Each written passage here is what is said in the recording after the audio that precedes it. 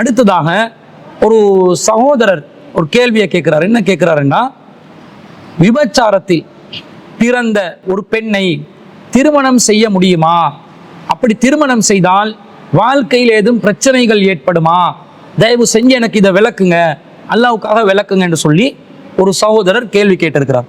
அதாவது அவர் என்ன கேட்கிறாருன்னா, விபச்சாரத்தின் ஜினா மூலம் பிறந்த ஒரு பெண்ணை திருமணம் செய்வது கூடுமா, இஸ்லாத்தில் அனுமதிக்கப்பட்டதா என்று கேட்கிறார். இஸ்லாத்தில் ஒரு அடிப்படையை நாங்கள் விளங்கிக் கொள்ளணும். ஒருவர் ஒரு தவறு செய்கிறாருண்டா அந்த தவறுக்கு இன்னொருவர் பொறுப்பாக மாட்டார். இஸ்லாத்துடைய மிக பேசிக்கான ஒரு கொள்கையை விளங்கப்படுத்தக்கூடிய ஒரு அடிப்படை தான் அது. அல்லாஹ் தஆலா திருக்குர்ஆன்ல 6வது அத்தியாயத்துல 164வது வசனத்துல சொல்கிறான்.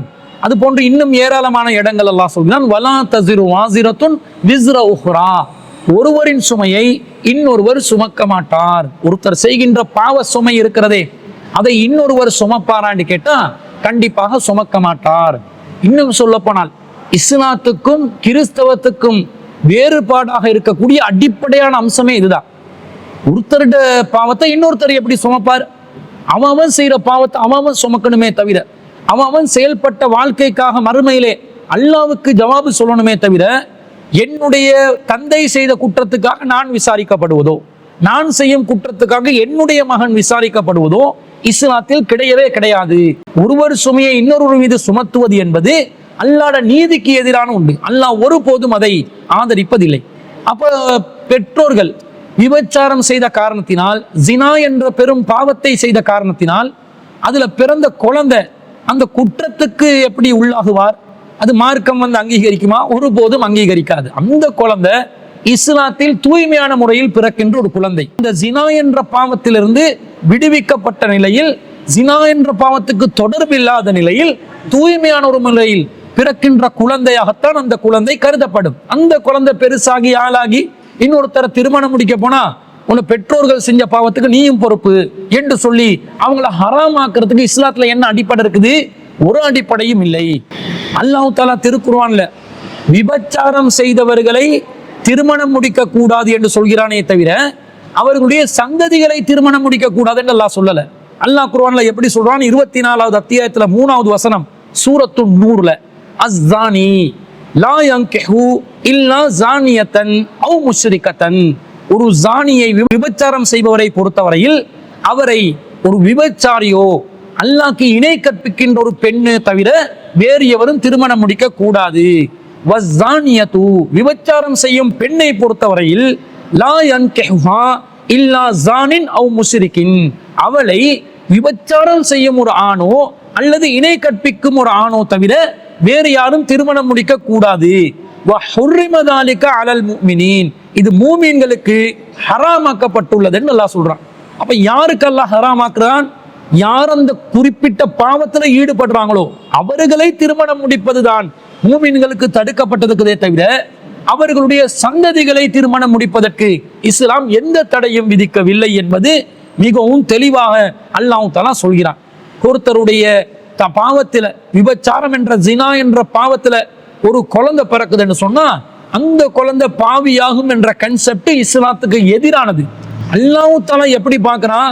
ஒரு மனிதர்ல நல்லவர், ஒரு மனிதர்ல சிறந்தவன் யார் என்பதை அல்லாஹ் எப்படி முடிவு செய்வான் என்று சொன்னா, அல்லாஹ் தஆலா திருக்குர்ஆன்ல 49வது அத்தியாயத்துல 13வது வசனத்துல சொல்கிறான், இன்ன அக்ரமக்கும் இன்தல்லாஹி அத்காக்கும், அல்லாஹ்விடத்தில் உங்களில் சிறந்தவர் யாரு தெரியுமா? உங்கள நல்லவர்கள் யார் தெரியுமா? கண்ணியமானவங்க யார் தெரியுமா? அத்துக்காக்கும், யார் அல்லாஹ்வை அதிகமாக அஞ்சுகிறார்களோ அவர்கள் தான் நல்லவர்கள், சிறந்தவர்கள், கண்ணியமானவர்கள் என்று அல்லாஹ் தஆலா சூரத்துல் ஹுஜராத்ல 13வது வசனத்துல சொல்றத பார்க்கிறோம். அப்ப அல்லாஹ் பிறப்பின் அடிப்படையில் ஒருவர் நல்லவரா கண்ணியமானவரான்னு பார்க்க மாட்டான். அல்லாஹ் எப்படி பார்க்கறான்? உங்களோட செயற்பாட்டுல நல்லவர் யாரு, தோற்றத்துல கூட நல்லவரா ஒருத்தர் காட்டலாம், அது கூட அல்லாஹ்க்கு விருப்பம் இல்லை. இன்னல்லாஹ லா யன்துரு இலா சுவரிக்கும், அல்லாஹ் உங்களுடைய தோற்றத்தை பார்க்க மாட்டான், வலாக்கின் மாறாக உங்களுடைய உள்ளத்தில் உங்களுடைய கல்பு எப்படி இருக்கிறது என்பதை தான் அல்லாஹ் பார்க்கிறார் என்று நபிகள் நாயகம் ஸல்லல்லாஹு அலைஹி வஸல்லம் அவர்களும் கூறியிருக்கிறார்கள். அப்ப அல்லாஹ் தஆலா நம்முடைய உள்ளத்தையும் நம்முடைய செயற்பாடுகளையும் அல்லாஹ் பார்ப்பானே தவிர இந்த தோற்றத்தை பார்த்து அல்லாஹ் முடிவெடுப்பானா? தோற்றத்தை பார்க்க மாட்டான். அப்ப ஒருத்தர் விபச்சாரத்தில் பிறந்தவராக இருந்தாலும் அவர் இறையச்சத்தோடு நடந்தால், அல்லாஹ்வுடைய சட்ட திட்டங்களுக்கு கட்டுப்பட்டு அல்லாஹ்வுடைய நெறிமுறைகள் படி இஸ்லாத்தை கடைபிடித்து வாழ்ந்தால் கண்டிப்பாக அல்லாஹ்விடத்தில் மிகச்சிறந்தவராக அவர் கருதப்படுவார் என்பதுதான் இஸ்லாத்தின் நிலைப்பாடாக இருக்கிறது. எனவே அத்தகைய பெண்களை திருமணம் முடிப்பதற்கு தடை என்று யாரு சொன்னாலும் அது மார்க்கத்துக்கு எதிரான கருத்து. அடுத்ததாக நபிகள் நாயகம் ஸல்லல்லாஹு அலைஹி வஸல்லம் அவர்களுடைய காலத்துல ஒரு பெண்மணி என்ன செய்யறாங்க, தவறான இந்த விபச்சாரம் அனாச்சாரத்துல ஈடுபட்டு வர்றாங்க. ஃபஜாஅத்தில் காமிதியத்து ஃபகாலத் யா ரசூலல்லாஹ் இன்னி கத் ஸனைது ஃபதஹிர்னி. காமிதியா குலத்தை சேர்ந்த ஒரு பெண்மணி வந்து நபிகள் நாயகம் ஸல்லல்லாஹு அலைஹி வஸல்லம் அவர்களிடம், அல்லாஹ்வின் தூதரே, இன்னி கத் ஸனைது, நான் விபச்சாரம் புரிந்து விட்டேன், ஃபதஹிர்னி, என்னை தூய்மைப்படுத்துங்கள் என்று ரசூல் ஸல்லல்லாஹு அலைஹி வஸல்லம் கிட்ட சொல்லும்போது ஃபஇன்னஹு ரத்தஹா, ரசூல் அவங்கள மறுக்கிறாங்க, போயிரன்னு சொல்றாங்க. அப்ப ஃபலம்மா கானல் கது, மீண்டும் அடுத்த நாள் வந்து காலத் யா ரசூலல்லாஹி, அல்லாஹ்வின் தூதரே, லிம தருத்துனி லஅல்லக அன் தருத்துனி கமா ரத்தத மாயிஸன், நீங்க மாயிஸ் இப்னு மாலிக எப்படி திருப்பி அனுப்பினீங்களோ அந்த மாதிரி என்ன திருப்பி அனுப்புறீங்களா, ஏன் என்னைய திருப்பி அனுப்புறீங்க என்று கேட்டு ஃபவல்லாஹி இன்னி லஹுபுலா, அல்லாஹ் மீது சத்தியமாக நான் கருவுற்று விட்டேன் என்று சொல்றாங்க. அப்ப ரசூல் ஸல்லல்லாஹு அலைஹி வஸல்லம் கேக்குறாங்க, ஃபகால ஆன்தி, அந்த பெண் நீங்களா, அப்ப நீங்க தான் மாயிஸ் இப்னு மாலிகுடன் தவறாக ஈடுபட்டவரா என்று கேட்டோன்னே அந்த பெண்மணி சொல்றாங்க, காலத் நஅம், ஆம் அல்லாஹ்வின் தூதரே நான் தான்.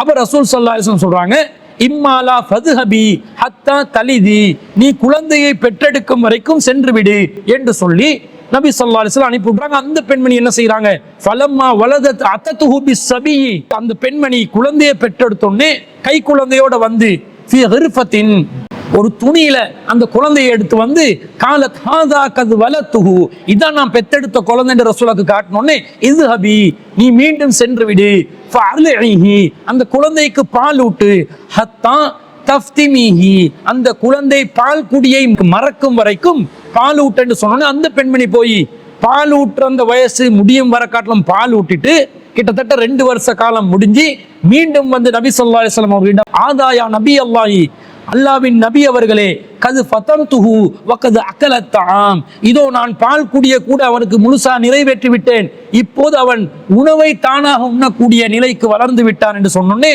நபிகள் நாயகம் ஸல்லல்லாஹு அலைஹி வஸல்லம் அந்த இடத்துல சொல்றாங்க, ஃபதஃபஅ ஸபிய, அந்த குழந்தையை இலா ரஜுலின் மினல் முஸ்லிமீன், முஸ்லிம்களில் ஒருவருக்கு ரசூலுல்லாஹ் பொறுப்பு கொடுக்குறாங்க. அப்ப ரசூல் அது விபச்சாரத்துல பிறந்த குழந்தை என்று சொல்லி தூக்கி எறிஞ்சாங்களா, இது பாவமான குழந்தை, அசுத்தமான குழந்தைன்னு ரசூல் ஸல்லல்லாஹு அலைஹி வஸல்லம் அந்த குழந்தைய வந்து கொலை செய்ய சொன்னாங்களா? இல்ல, அந்த குழந்தைய முஸ்லிம்கள் ஒருவருக்கு பொறுப்பு கொடுத்து சும்மா அமர பிஹா ஃபஹ்ஃபிரலஹா இலா ஸத்ரிஹா வ அமர அன்னாஸ ஃபரஜமஹா, பிறகு நபி ஸல்லல்லாஹு அலைஹி வஸல்லம் அந்த பெண்மணியை ஒரு குழிக்குள்ளே அப்படியே புதைக்க சொல்லி களத்து வரைக்கும் மண்ணை நிறைத்து பிறகு கல்லறி தண்டனையை நிறைவேற்றுமாறு சொன்னார்கள் என்ற செய்தியை நாங்கள் சஹீஹ் முஸ்லிம்ல 3499வது செய்தியா பார்க்கிறோம். அப்ப விபச்சாரத்துல ஒரு குழந்தை பிறந்தா இஸ்லாத்தின் பார்வையில் அந்த குழந்தை அசுத்தமான குழந்தை கிடையாது, அந்த குழந்தை பரிசுத்தமான குழந்தை. அந்த குழந்தைக்கு ஒருவர் பொறுப்பெடுத்து அந்த குழந்தையை வளர்த்து ஆளாக்குற வேலையை செய்யணும். இதே அந்த பெற்றோர்கள் அந்த விபச்சாரத்தில் ஈடுபட்டவர்களுடைய பொறுப்பில் அந்த குழந்தை வளர்ந்தாலும் அந்த குழந்தை அசுத்தமான குழந்தையாக ஆகாது என்பது அல் குர்ஆன் ஹதீஸ்ல இருந்து நாங்கள் தெளிவாக விளங்கிக் கொள்கிறோம்.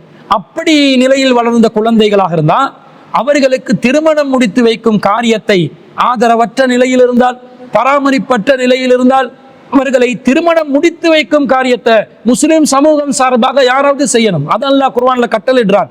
24வது அத்தியாயத்தில் 32வது வசனத்துல, வஅன்கிஹுல் அயாமா மின்கும், உங்கள யாரு திருமணம் முடிப்பதற்கு தகுதியான நிலையில் இருக்கிறார்களோ, வஸ்ஸாலிஹீன மின் இபாதிக்கும் வ இமாயிக்கும், உங்களுடைய அடிமையான ஆண்களும் அடிமையான பெண்களையும் யார் திருமணம் செய்வதற்கான நிலையில் இருக்கிறார்களோ அவர்களை திருமணம் செய்து வையுங்கள் என்று அல்லாஹ் சொல்கிறான். அப்ப திருமணம் முடிப்பதற்கு தகுதியான நிலையில் அந்த மாதிரி ஒரு குழந்தை வளர்ந்து ஆளாகி இருந்தால் அவர்களை திருமணம் முடித்து வைப்பது இந்த சமூகத்தின் கடமையாக பொறுப்பாக இருக்கிறது என்பதுதான் அல் குர்ஆன்ல இருந்து நாங்கள் பெறக்கூடிய பாடமே தவிர அத்தகையவர்களை திருமணம் முடிப்பதற்கு இஸ்லாம் எந்த வகையிலும் தடை விதிக்கவில்லை. திருமணம் முடிப்பதற்கு தடை செய்யப்பட்டவர்களுடைய பட்டியலை அல்லாஹ் தஆலா குர்ஆன்ல 4வது அத்தியாயத்தில் 25வது வசனத்துல சொல்கிறான். அந்த பட்டியல்ல கூட விபச்சாரத்தில் பிறந்தவர்கள் திருமணம் முடிப்பதற்கு தடையானவர்கள் என்று அல்லாஹ் எங்கேயும் குறிப்பிட்டதில்லை. எனவே அவர்கள் ஹலாலானவர்கள். அழகிய முறையில் அவர்கள் தவறான நடத்தையில் ஈடுபடாத வரைக்கும் அவர்கள் பரிசுத்தமானவர்களாக, முஃமின்களாக, முஸ்லிம்களாக கருதி, இறையச்சம் உள்ளவர்களாக கருதி அவர்களை திருமணம் செய்து கொள்ளலாம். இஸ்லாமிய மார்க்கம் அதற்கு எந்த தடையும் விதிக்கவில்லை. அதே நேரத்தில் அவங்கள திருமணம் முடிச்சா வாழ்க்கையில் ஏதாவது பிரச்சனை வருமானு கேட்குறாங்க. அப்படி ஒவ்வொரு விஷயத்தை வச்சு பிரச்சனை வருதுன்றது இல்லை. வாழ்க்கை என்பது ஒரு சோதனை களம்.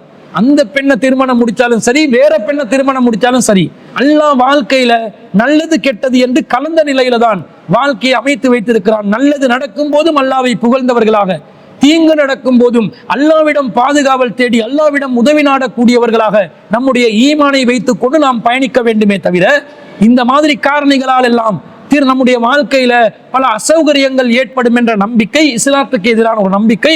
அப்படி அல்லாஹ் தஆலா ஏற்படுத்துவதில்லை. நம்முடைய நம்பிக்கை பிரகாரம் நல்லது தீங்கு எல்லாமே அல்லாஹ்விடமிருந்து வரக்கூடியது. நாம் அல்லாஹ்வை சார்ந்து தீங்கு ஏற்படும் போது அல்லாஹ்விடம் பாதுகாவல் தேட வேண்டும் என்பதுதான் இஸ்லாத்தின் வழிமுறையாக இருக்கிறது என்பது அந்த கேள்வி கேட்ட சகோதரருக்கு நாங்கள் பதிலாக பதிவு செய்து கொள்கிறோம்.